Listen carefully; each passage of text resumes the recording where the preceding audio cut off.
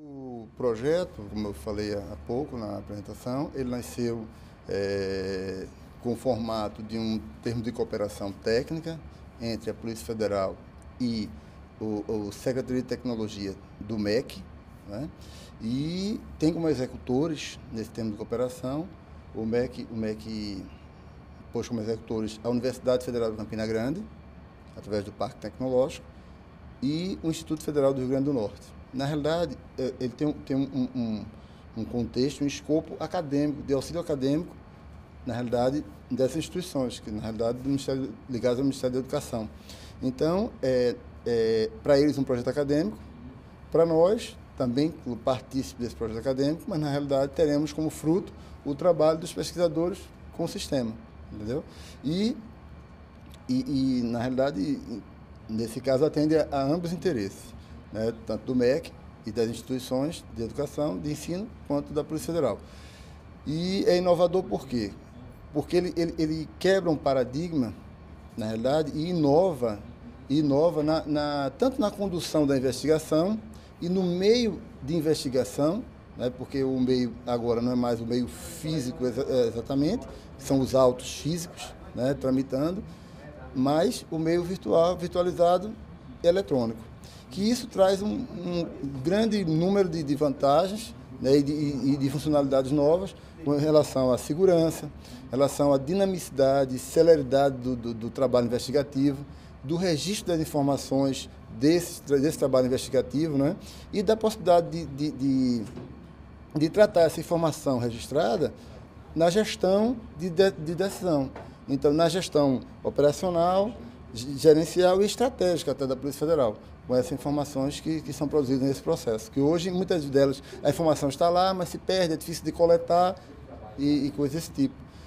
E, além disso, tem também a interatividade com todos os atores, não só dentro da Polícia Federal como fora, ou seja, Justiça e Ministério Público. Essas informações fluem tanto de lá para cá quanto daqui para lá, aumentando essa integração, né? E com relação às outras classes policiais, houve sempre uma reivindicação muito grande de maior participação da investigação, né? Porque, por exemplo, uma demanda que é encaminhada a um agente, um agente fazer uma diligência tal, geralmente isso vai com uma letra fria no papel para os agentes. Claro que isso é uma exceção, tem situações também que há uma interação com os agentes, né, da forma como deve investigar, o que é investigação. Mas como o volume de trabalho é muito grande, nem sempre isso é possível, né? Então, o que acontece? Há um perito que se pede uma perícia também, nem sempre tem acesso aos autos. Os autos ficam na mão do delegado e ele vai com um memorando pedindo para fazer uma perícia em tal material. Hoje, com a realidade do inquérito virtual, não, o do eletrônico. Ou seja, o perito que está lá fazendo a perícia, ele tem acesso à investigação, o agente também tem acesso, pode eletronicamente trocar ideias com o próprio delegado.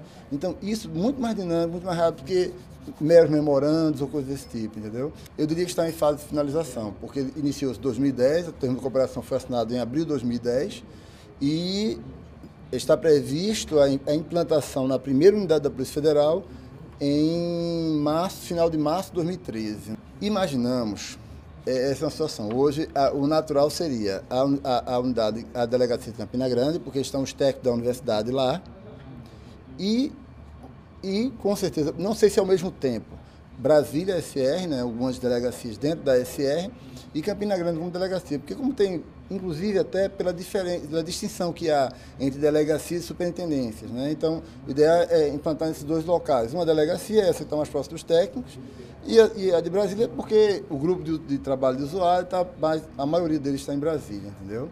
Então, a ideia seria essa dupla implantação, num lugar e no outro, como piloto, e depois o restante do país. Obviamente que tem toda uma estrutura para adequação disso, ou seja, esse trabalho para a implantação requer a migração de todo o legado de inquéritos, que a ideia é digitalizar tudo e trazer também as informações de gestão do nosso sistema para dentro da base de dados nossa.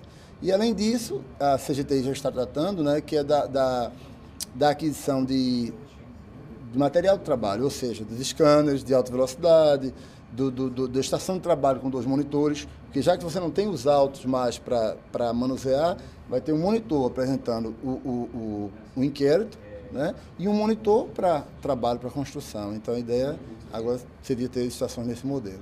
Não fizemos ainda uma estimativa, também financeira, ainda nesse sentido, não. Agora, a ideia que se tem é enorme, porque imaginando que nós temos hoje uma média de 180, não, diminuiu realmente, tínhamos 180 mil inquéritos em trâmite, que hoje baixou para 90 mil inquéritos. Hoje, com o trabalho, 90 mil inquéritos em trâmite, quer dizer, no ano, isso é um número bem maior. Imaginando que cada inquérito tenha 200 folhas, eu acho que a média é ter 100 folhas, né?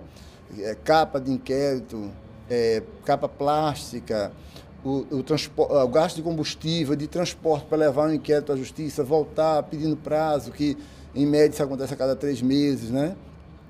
Isso tudo é um custo enorme, fora pessoal também, né? Que se mobiliza todo nesse processo aí. Então, eu imagino que a economia vai ser enorme, fora a celeridade, porque o trâmite de papel sempre demanda mais tempo, que o eletrônico vai ser de uma velocidade incrível, né?